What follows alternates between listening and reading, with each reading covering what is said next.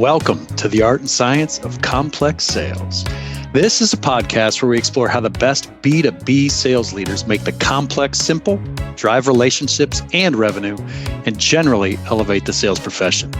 In this podcast, we're bringing together sales experts, thought leaders, top account executives, buyers, industry insiders, all to share their experiences and best practices for navigating the complex sales cycle.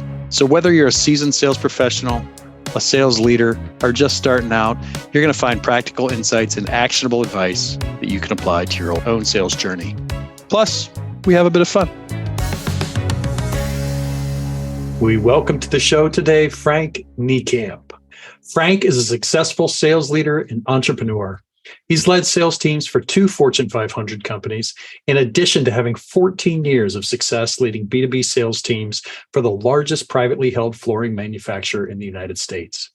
He turned that success into a thriving business, helping organizations transform their sales teams. His greatest passion right now is helping CEOs and business owners put together the pieces that are required for high-performing sales teams that produce predictable and goal-smashing results. Frank and I have a lot of fun in the conversation, so let's get started. Hey, Paul. How are you today, man? I'm doing fantastic. Frank, welcome to the show. So glad to have you. Excited to be here. Thanks so much for inviting me on. Well, I think we got a riveting conversation going on here. That is continuing from our time together at the Objective Management Group Conference. So that was awesome to see you there. Yeah. What a blessing to have that summer-like weather in mid-April. In Boston, of all places. That was not planned. Usually you're walking around there in Boston. It's the end of hockey season. People are still bundled up and you're freezing cold. So I'm glad the new OMG, new weather. It was the first one I've been to that it's actually been bright and sunny. So it was pretty awesome. Indeed. Pretty awesome. Indeed. Well, hey, Frank, we've been talking a lot about this, and I really am excited about the opportunity to interview you, and you're the first SalesStar person on. So congratulations by that. Appreciate it. And we're gonna get started with a normal question, which is, Frank, from your perspective, define sales. Wow, that's a great question, and I think one that people struggle with a lot. And at the end of the day, sales as an industry or profession, whatever you want to call it, really has a lot more noble connotations if you allow it to. It's not a lot of the assumptions that people make that it's trying to manipulate or persuade somebody to buy or purchase something that they have no intention of. But really, I think in its purest form, when done extremely well, sales is all about trying to help people. And its best way possible to describe that is the customer either already has an identified need for a product or service that they've identified and they need to find the best choice, and a sales process will help support and execute that. I think it's sometimes is more often the case is the customer doesn't know that they have a problem or need. And in that particular instance, which I'll refer to as a more complex sales process, for lack of a better word, the stakes are upped in terms of the professionalism that a salesperson needs to be able to bring to the table to be able to help that customer who has no awareness of the fact that they have a problem or the fact that there might be a solution out there that could exist for them. So let's talk about this gap, because you said something that was really interesting there, which is at the very beginning, you talked about it's not what it's necessarily perceived to be in terms of persuasion and the like. And I talk with most amazing salespeople around the world. It's been a blessing to be able to do so. And not a single one of them has said, yeah, sales, it's schmarmy, it's persuasing, it's trying to get people to give me money. It's, all of the negative connotations. Why is there that gap between true sales professional, which you label as serving and helping, and this connotation that many people have about sales? Yeah, that's a great question, because I think as consumers, many of us are exposed to really bad salespeople that are trying to go about executing their sales process in a completely wrong way. And I think as human beings, we naturally have a tendency to remember and recall bad experiences more than the ones that are very pleasurable. So therefore, when we're not being sold to and we're actually a participant as a buyer in a really ideally executed sales process, it doesn't have that dirty, nasty feeling that we do when we go into a new car showroom and get overwhelmed by maybe 3 salespeople. See, I've met some really good car salespeople too. So that's a fascinating, but it's what comes out. It's what people say, used car sales, this, that, the other. Like, how do we help overcome that gap? How do we bridge that gap? Oh, wow. That's a good question. And I think just being naturally curious is a good starting point. I had some really good advice given to me. And I think innately, it really stopped me in my tracks early in my career, that somebody who'd been in this sales role a long time in my company, when I got started back in the early 90s, told me, just make your conversation all about your customer and you're going to be very fine. Be more focused on them than you are yourself, and things will work out well for you. So when I think about getting a sales conversation started off on the right track, because that's all really sales is a series of conversations between people. How do you execute those conversations in the best way possible in order for that to be an amazing experience for the buyer? And I think salespeople that can do that, they create raving fans, which is one of our core values at SalesStar. And they really position themselves as a trusted advisor as opposed to a salesperson. I couldn't agree with you more. I've always said, not always, but in the past 10 years or so, I've defined the conversation as truly the core currency of business. Like I've looked at, studied a whole lot of data relative to this. So I've ran a sales as a service company before coming out with Membrane. So it gave me access to troves and troves and troves of data across, hundreds of different engagements. And the one thing that really stood out was that ability there was 2 things. One, the ability to self-lead, and 2, the ability to execute a business conversation, and to do that continually. So how do you get people, and I want to dive into your history and your past, but how do you get people to be able to continually execute those business conversations with quality? Like, is there a secret? Is it innate? Is it natural? Is it training? What is it? Yeah, I think it really starts at the very highest level of organizations today. And I think back to my own personal experience selling for a manufacturer.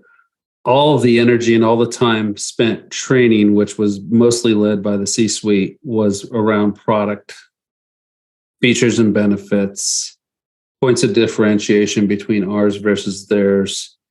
And they spent no time investing in how to go out there and have better conversations that are customer centric or client focused, whatever your term is that you like to use for it. And I think when the executive office misses the importance of this, you can't expect for this to organically just to occur because of human instinct. You just wound up your sales force with 10,000 sound bites of product knowledge and technical information. What do you think they're going to do?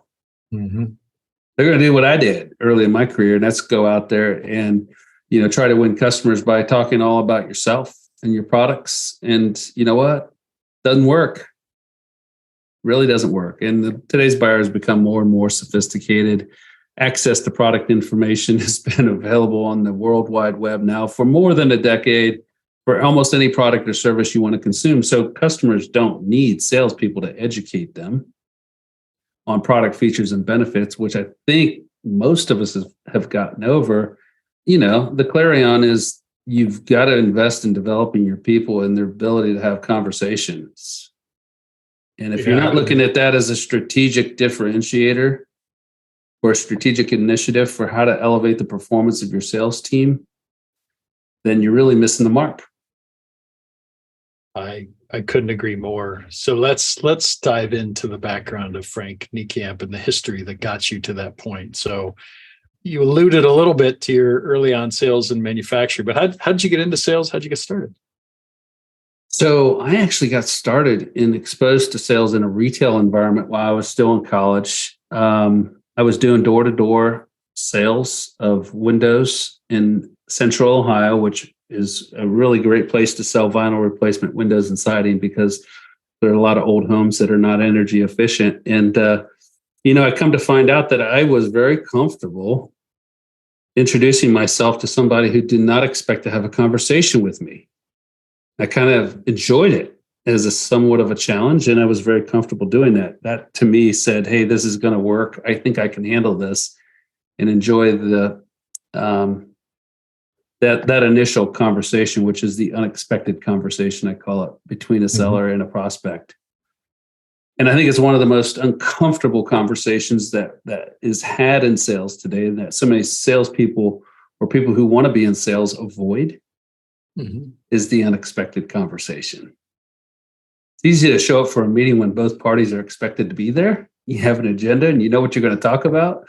But making that prospecting call, man, that could be difficult and scary for a lot of people. So when I checked that box off, I kind of felt like this industry was for me, Paul. I know people in my life that actually structure their entire being around not having to have the unexpected conversation, right? Or the uncomfortable conversation, or it's like, yeah, I don't want to go to that party. I don't want to do that. No. I love that name for it too. The unexpected conversation. That's fantastic. What defines that? Like, what's the elements of it? Is it just the first one? Is it the interruption that makes it so awkward? Well, I think, when you're reaching out to somebody, trying to get their attention and they're preoccupied with whatever's going on in their life at that time, you really only have about 7 to 10 seconds to make a very, very quick first impression. And if whatever comes out of your mouth is not resonating with them in a good way, it's going to often result in some sort of semi-conflict. It's like, no, I'm not interested, or immediate rejection, or immediate, I'm pushing you away from me. I'm not pulling you closer. And, when human beings are pushing each other away, it can lead to a lot of obviously upset feelings, rejection, and emotional components that some people struggle with, to be sure, and take personally. So I think that's kind of the inherent nature of why that is such a tough discipline and critical conversation that has to happen, why it doesn't happen enough. So Frank finds out that he's good at the unexpected conversation when selling vinyl windows in Ohio. Where does Frank go from there?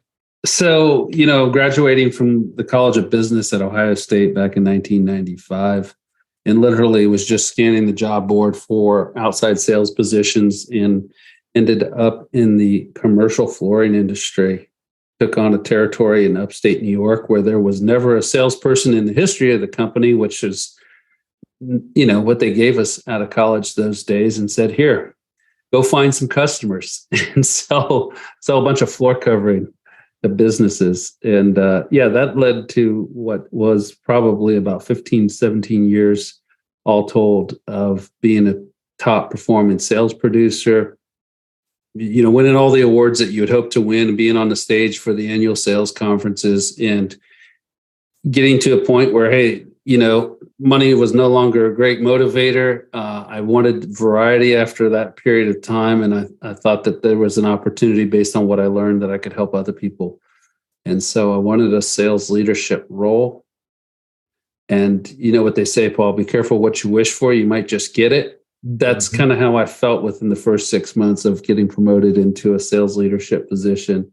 While I thought I had all the answers, the frustration and uncertainty of knowing how to bring out the best in people, while there were some characteristics or traits of being a good salesperson that could apply, many of them didn't. We've heard this before.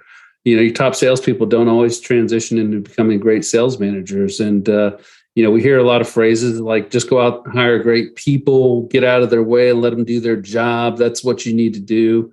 Recruit, recruit, recruit. And then when they're not performing, hold them accountable. Hold them accountable to what? Was really the big question for me. And how do you do that? There were so many skills that I hadn't yet developed, recall that it was a very frustrating first 2 years, I would say, for me to be in a sales management position. And I knew there had to be a better way of going about what I did. And unfortunately for me, my boss at the time, who was an executive vice president of sales, he knew less about how to manage salespeople than I did. So he was of no help. It wasn't until the company really invested in some professional trainers and coaches who came in and worked with us over the course of a 12-month period of time that this started to come into clarity for me in a better way of you just can't hire great people, get out of the way and let them do their thing. That's going to work probably less than 10% of the time, if you're lucky. And, just learning that managing and coaching are two different things. You can't manage results. Number one was something that I learned quickly. You can manage behavior, though, the thing that precedes results. And that was powerful. That was a powerful concept to get my head wrapped around. You can coach people, but the best way of coaching people is not telling them what to do, but learning a methodology of coaching that's not that different from selling. We have a saying at SalesStar that telling is not selling. And I add to that saying by adding on that telling is not great selling and it's not great coaching either. Telling somebody what to do. And getting them to find their own answers is really what really great coaching looks like. And we really pride ourselves within our organization at SalesStar of having some great coaches that understand the difference between those two and how to bring out the best in people. Well, I've been fortunate to meet a lot of them, and I love your description of in this 2-year period of going from a top performer to a top leader, right? And so two of the things that you described there, holding people accountable, managing behavior, not managing results, because that's impossible, and coaching are three critical things that you learned. What was the journey like to learn that? Like you said, you brought in this sales consultant. How did you learn it? And then what were the things that really opened your eyes to saying, oh yeah, I need to be a better coach? And then how do you help people take that similar journey that you took? Yeah, great question. So, when you're working with a company, a consultant like the company I was working for hired, we got introduced to some really interesting concepts that I'd never heard of before. One of them was the KPI, right? For those of us on this listening to this call probably know what KPI means, but some of you may not. It's a key performance indicator. And, being able to track activity, leading activities is huge. And I didn't think of it that way, but I actually did it on my own when I was a seller. I had a set goal or target every day for the number of meetings that I needed to obtain in my market. That's a KPI. And I also had a KPI for the number of new opportunities that would come from those meetings. And again, I never thought that way because I sort of just created it on my own. But when I had a coach come in and explain to me, that's what a KPI is. You never thought of it that way. But those are the types of metrics that you need to develop in your business with your teams in order to effectively manage performance the right way. And if people are performing the right amount of activity and they're still not getting the results, guess what? You got two options. You got to coach them up and make them more effective because now we have a skill set problem, not an activity problem. Yeah. So, our formula at SalesStar is very similar to that. Once we have clarity around what it is we're trying to do, the amount of activity that we need to do, and if we're not getting the results that we want, then we can focus on effectiveness. And that really is the thing that resonates with me still to this day in our model for how we go about helping develop the best in sales teams that they're capable of achieving. So it's setting what the business expects as a baseline. And this is not like, we're not talking rocket science, but this literally is helping change lives, right? But so being able to set very clearly what the business expects and then coach and that is the KPI, and that you can manage to the. You're telling you can manage to those activity behaviors, right? And then you need Totally. to coach for effectiveness. Why does so many companies not coach for effectiveness? Like this, it's something that I found is extremely rare, actually. Like I've seen people be able to set KPIs. Yeah, okay, you just need to make 100 calls. Yeah, and 100 calls, 3 opportunities in your pipeline, and that's good. But it's generally I'll set those, I'll look at them in my CRM, and then coaching for effectiveness is not a part of the formula. Yeah, that's a great question. I think just inherently, people are more outcome oriented in general. Mm-hmm. I mean, if we're watching a sporting event, we see a home run hit or a touchdown scored, we know that's what the desired outcome is, but we have no idea actually about how to go about doing it. We don't think about the process that leads to the result. We think just about results. And I think that somehow is inherently human to be that way. Mm-hmm. And we get lost in the rest of it that actually leads to the outcome, because at some point, all companies have had successful outcomes. Otherwise, they wouldn't be in business. And because they've had successful outcomes, they think they've got it figured out. They think they know how to do it, when in reality, they don't. So when you start off from a position of you think you got this, and our only problem that we have is activity, and we just need to sell more, we need to do more. You know, Paul, you made a comment when you were speaking in Boston that resonated with me. You've got 3 choices. You can do nothing, you can do more, you can do better. And for a lot of people, they're doing nothing. The people that are trying to get better are trying to do more, but they're doing more of the wrong thing, and therefore they're not producing better results. And they don't think about doing better, because doing better involves change. And change is difficult for people to wrap their head around. They don't inherently like to change. We like things to be the way they are. And I think that's my theory anyway, on why a lot of companies don't effectively focus on developing mindset and skill set in a better way. They just think about activities, their only obstacle. Well, it seems to be like the single greatest leverage point in growing an organization, if I'm thinking about it right. Do you find that, like, when you find that you get somebody that can effectively coach a sales team and effectively raise all of their boats, that leverage point is tremendous. Right? It's huge, no question about it. I mean, we see with clients that we work with, it's not necessarily about doing more. They've got plenty of activity. They just need to do it better. And when they focus on certain components or milestones in the sales process and execute those in a better way, it can have a 400% increase on their conversion rates. And most people don't know how to measure their conversion rates in the right way. They don't have the tools and resources like Membrane to be able to capture that data. And if you don't measure what you're trying to improve, you're probably not going to be able to improve it. So the leverage points within the organization, I think that's a great, being able to measure that. So what are the key, like, thinking about this idea of leverage points? I know increasing coaching, right? That's a massive leverage point. So increasing the quality of coaching across an organization. What are the other critical ones? I mean, I look at things like effectiveness of sales process, being able to judge that. I look at what do you look at in terms of that? When you go into an organization, you're saying, okay, there's three or four knobs that I can tweak.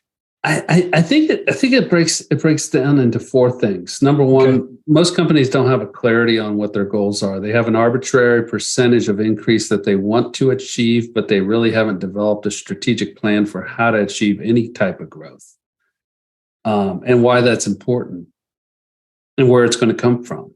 Mm-hmm. And I think once they have good clarity around their goals, which everyone thinks they have, but they really don't, I think the second most important thing is really focusing on the activities that move the needle in the biggest way.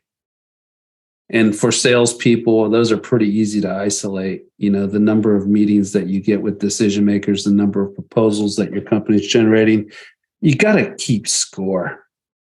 I make the analogy all the time. Could you imagine watching a sporting event between two teams where there's no score being kept and being somehow satisfied with the outcome at the end of the game when the time's out? But we do it every day, and we do it every day in business. We watch our games be played and we're not keeping score. We're just keeping the result scores. We're not keeping any of the others. And that to me is really a big mindset shift, but a real pivotal point. You got to keep score around the activities that you know are important, that support your goals. And finally, you got to have an accountability checkpoint built into your sales management system. You've got to inspect what you expect. And if you don't do it on a regular basis, ideally once a week, you're going to struggle with accountability because you haven't created an environment where accountability is important. And at the end of the day, the things that you talk about, the things that you focus on will become the most important things to your organization. So, having that accountability checkpoint, and then once you have evaluated, hey, we're doing the right things, we're doing them often enough, but we're still not getting the results. Now we can figure out who needs what type of coaching. Where are they stuck in their sales process? Are they not getting enough initial contacts made with prospects like I talked about earlier? Mm-hmm. Or are they sucking when they get to the meeting and just throwing up all over their potential client and not converting any deals? Or are they skipping steps in their processes? Those are the things that come to life and that you can really focus on. And I think that's too much for most people to wrap their heads around on their own and figure out. Because, what I just described to you is what I call the science of selling, is being really strategic about those four pivotal points of execution. And can I go back to the first one? Yeah. I interrupted you, but I it's good. You said something there. Why don't people have clarity around goals? You said something like most people don't have clarity around their goals. Why is that, and how do we fix it? I agree with you. I even look at my own personal goals, right? And I'm like, dang, you need to step back and have some. Really I think it's just because I think it's just because they number one haven't been ever taught how to develop a strategic sales plan, and not just applying an arbitrary percentage to last year's result and saying that's our target. We want to get 10% better. Well, that's good, but how are you going to do it? Mm-hmm. Where's that growth going to come from? Is it going to come from existing customer share of wallet increase? Is it going to come through new client acquisitions? Have you taken into consideration things such as customer turnover or churn and attrition? And until you have gone through that process of really developing strategic sales goals and articulating those with your team, you haven't done it in the best way. You've just come up with an arbitrary increase. And I tell you, Paul, 25 years working with Fortune-sized companies, that's how it was done there too. So if you're a small to medium-sized business and you're feeling a little bit guilty about not going about doing this in a better way, you're not alone. You're not alone. A lot of people don't go about their goal setting in the most effective manner. I look at my business that I started back in 2007, right? And it took us like 4 years to get a handle on goal setting and growth and what was actual. It was before that, it was just grow, What do we want to do? We want to grow. How do we want to grow? Sell more. Caveman. Grow, sell more. Yeah. And I'm not sure, we ended up getting pretty sophisticated, and it really helped us. It helped me be able to develop my mentality around it. But that seems to be that is the first of your 4 points. And it is, it's like, we try and skip that all the time. We do. We try and get by without, and I say we as the collective royal we in business management and sales, but we do. We try and jump over that a whole lot. And how do you bring somebody back? What are some of the first things you do in setting those strategic goals? Yeah, I think just taking a look at asking some really tough questions about, how much of your revenue that you had last year can you reasonably expect to renew this year?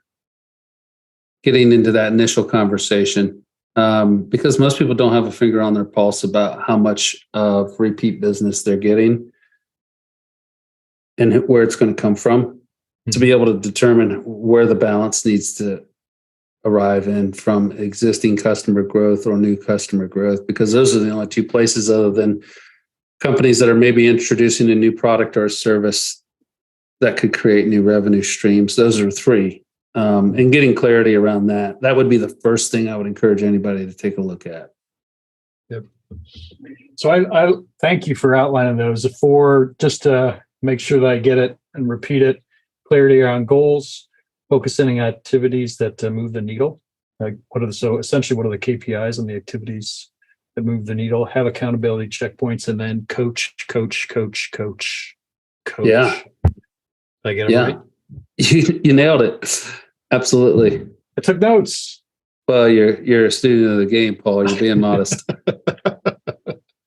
Yeah, no, I think that really highly clarifies. I mean, to me, it's an easy, hard thing to do, easy formula though, right? And I think those two things, when you can build a simple formula that's actually really hard to do, but provides a lot of impact for somebody, you're moving the needle. So after years in the game with SalesStar and really in years of the game of sales, what are some of the things that you're seeing right now in B2B sales that are helping people? I don't know. What are some of the things that you're seeing that are helping people move the needle in the biggest ways, besides those four? Well, I think the ability to execute on all four of those components is huge. And I'm going to, give some praise to Membrane here on this call for a minute. The ability to keep score and track opportunities in the most efficient way that supports ideal behaviors being formed. Yeah, that's pretty big. A tool does not make a person a craftsman, though. Mm-hmm. You just can't go out there and buy shiny objects and tools and technology and transform your sales team, because it takes a tremendous amount of support, a tremendous amount of coaching. And, you can look at your salespeople today as apprentices, and you can go out and buy the best set of tools for them that money will buy, and they're still not going to be great. Mm-hmm. But I think combining that tools and resources with a supportive environment that encourages failure and as a part of growth, and embracing that mindset that we're not all going to be perfect and we're not always going to do things the right way, I think that's huge. And developing a process or a culture, we call it Kaizen. I think it's an Asian term for continuous improvement. Mm-hmm. If you don't have that mindset in your business, chances are you're getting worse and worse every year, because you have to work really, really stinking hard in any industry to continue to compete and earn the right to win business from your clients every year. Because if you're not, I guarantee you someone is. Yep. Yeah. So those are the elements that I think are most inherently important. And you have to be committed to those things in a big way. I think I've seen, and we had this talk earlier, so this isn't a surprise to you, but it's essentially, I think, companies that finally they're looking at the whole package. They're looking at the training, the technology, and the talent that they're bringing in, and they're seeing that as one instead of seeing it as, hey, I can help my sales team. Just throw another app on top of this. Just get them another prospecting app. That's all they need. Or just throw, we're fine. Just we're sending out 10,000 emails, send out 100,000 emails. We'll be fine. The companies that I'm seeing actually move the needle, and this has nothing to, this is irregardless of Membrane and what we do together, is the ones that I'm seeing that are moving the needle are really diving in and looking at the intersection of those three things: talent, training, and technology. They're like, okay, I need to be able to hire the best people and not have a revolving door, right?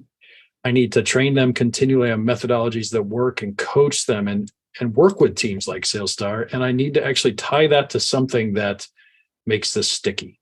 It can't just be go fill out your 19 fields in Salesforce and here's your prospect tool and here's this. It's got to be something that actually ties that all together.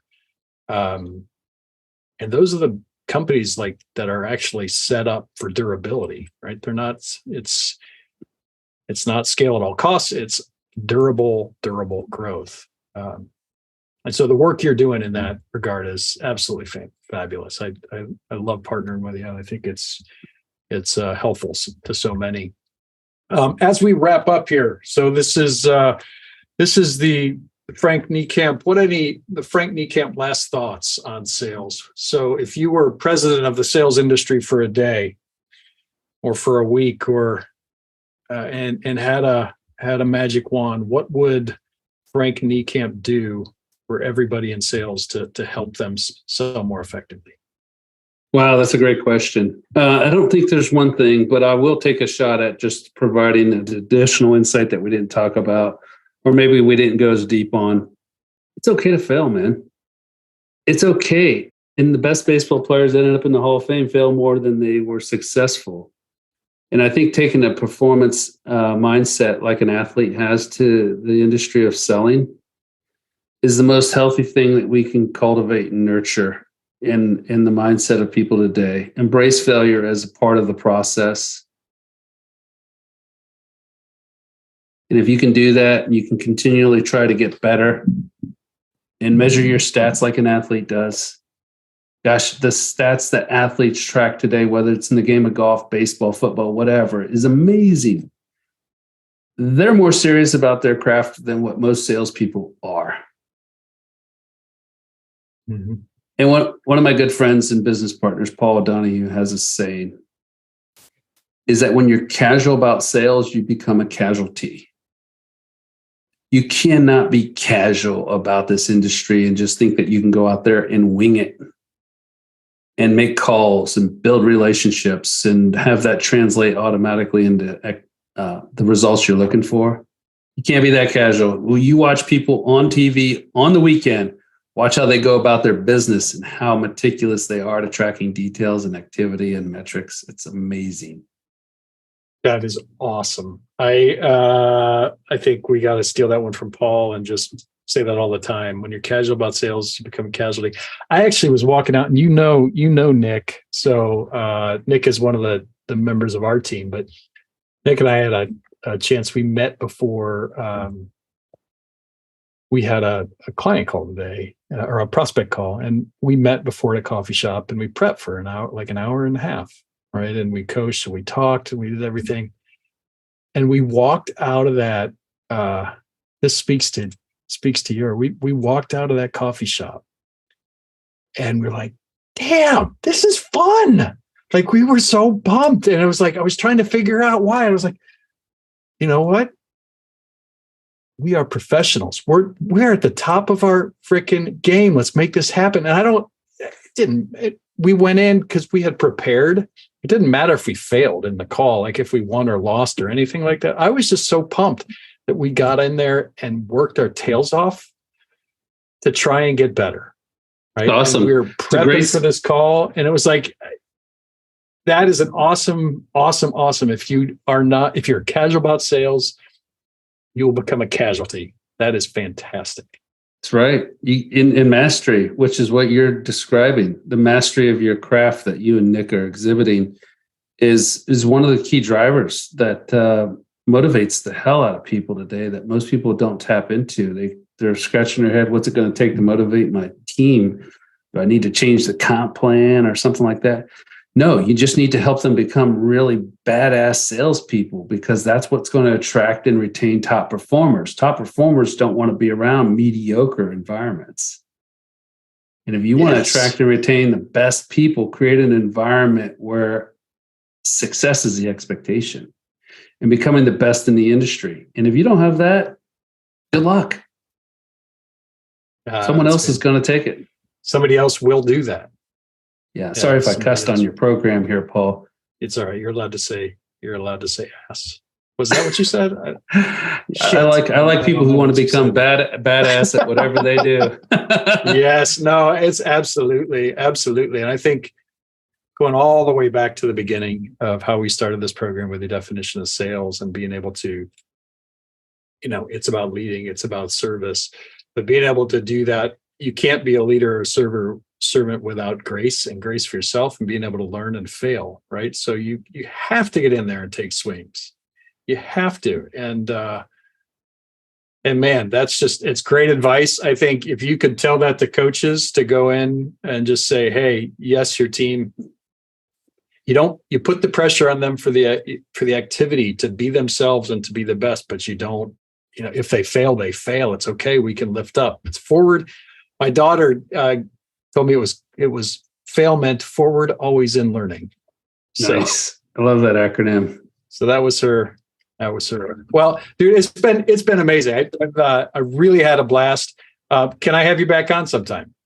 Oh, I'd love to be here with you, man. Whether it's in person or on a Zoom call, it's always a pleasure speaking with you as well.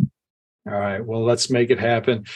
Hey, everybody, thank you so much. Last thing, how can, before I say thank you so much, how can people find Frank Niekamp if they want to talk to you after this? Great question. SalesStar is spelled with 2 S's in the middle. www.salesstar.com is where you're going to find all of our team. And if you want to email me or reach me directly, it's frank.niekamp, N-I-E, camp with a K, at salesstar.com. Awesome. And with that, thank you so much, Frank. We'll have you back on, and I appreciate all the time. We'll sign off for today from the Art and Science of Complex Sales. Have a blessed evening, everybody. We'll talk to you soon.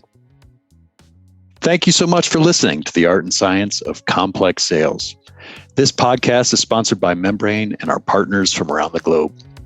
Here at Membrane, we believe that B2B sales is at a crossroads. Due to decades of quantity-based prospecting, information overload, and really a shift towards efficiency over service and pitching over leadership in sales, customers are saying enough is enough. They're tuning out average performers and choosing to take most of the buying journey on their own. This results in up and down sales results, forecasts that are all over the place, and salespeople that are half committed due to the fact that they're having poor results and they have an inability to truly connect with customers. We believe the road successful companies are taking to combat this is threefold. Number one, training to create leaders and executives across all areas of the team with strong habits and sales methodologies that bring value. Number two, technology. Technology that focuses and helps a salesperson succeed and reinforces great habits, rather than wasting their time on filling out fields for reporting or wasting their time on spamming customers that have no interest in ever buying. Third, talent. And I'm talking about talent that's empowered and emboldened to make a difference for their customers and their companies. So where are you on that journey? Membrane and our network of partners across the globe are here to help and to elevate the sales profession. We streamline critical technology by combining CRM, training and enablement, and more into one seamless platform. We drive best-in-class methodologies through our partners. They provide the top thought leadership methodologies and resources from across the globe. And our collective efforts are dedicated to recruiting, training, coaching, and empowering, and measuring the habits of the top teams in the world to ensure success. Join us at membrane.com to learn more. And thank you so much for listening.